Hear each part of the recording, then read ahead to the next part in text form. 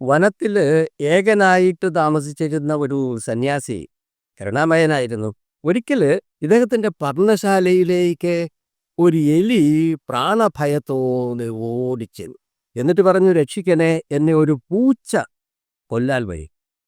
കരുണ തോന്നി തന്റെ ദിവ്യശക്തി ഉപയോഗിച്ച് ഈ എലിയെ അദ്ദേഹം ഒരു പൂച്ചയാക്കി മാറ്റി. കുറെ കാലം കഴിഞ്ഞപ്പോൾ ഈ പൂച്ച ഭീതിയോടെ ഇദ്ദേഹത്തിന്റെ അടുത്തേക്ക് ഓടി വരികയാണ്. ഒരു പുലി പിടിക്കാൻ വരുന്നു, രക്ഷിക്കണേ എന്ന്. ഉടനെ തന്നെ അദ്ദേഹം ഇതിനെ ഒരു പുലിയാക്കി മാറ്റി. കുറെ നാൾ കഴിഞ്ഞപ്പോൾ ഈ പുലി പേടിച്ചരണ്ട് ഓടി പർണശാലയിലേക്ക് വരിക. രക്ഷിക്കണം, കാരണം ഒരു സിംഹം എന്നെ കൊറ്റാൻ വരുതി.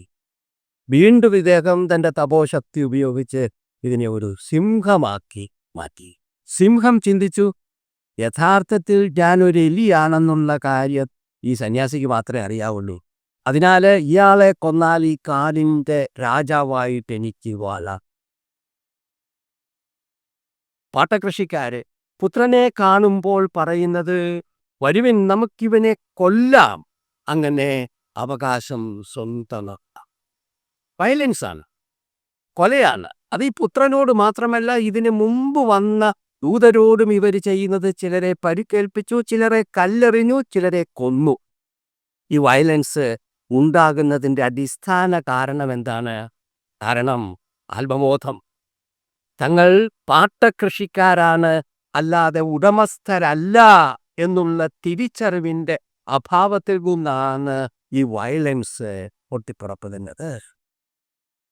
ശ്രദ്ധിക്കേണ്ടത്, മറ്റുള്ളവരുടെ നാശത്തിലല്ല ഇത് അവസാനിക്കുന്നത്.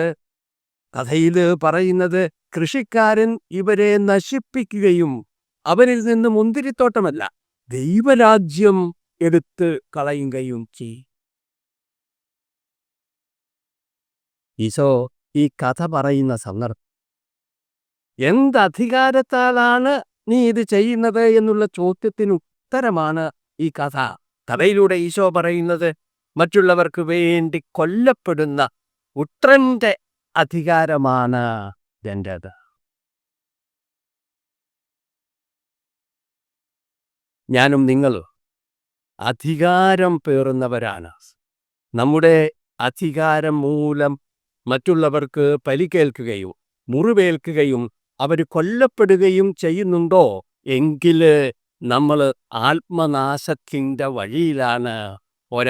ദൈവരാജ്യം നമ്മളിൽ നിന്നും നഷ്ടപ്പെട്ടുകൊണ്ടിരിക്കുകയാണ്. നേരെ മറിച്ച് മറ്റുള്ളവർക്ക് വേണ്ടിയിട്ട് സഹനമേൽക്കുകയും മുറിവേൽക്കുകയും ചെയ്യുന്നുണ്ടോ നമ്മൾ എങ്കിൽ ഉറപ്പായിട്ടും നമ്മൾ പുത്രൻ്റെ വഴിയാണ്. നമ്മൾ മറ്റുള്ളവർക്ക് ജീവൻ പകർന്നു കൊടുത്തുകൊണ്ടിരിക്കുക.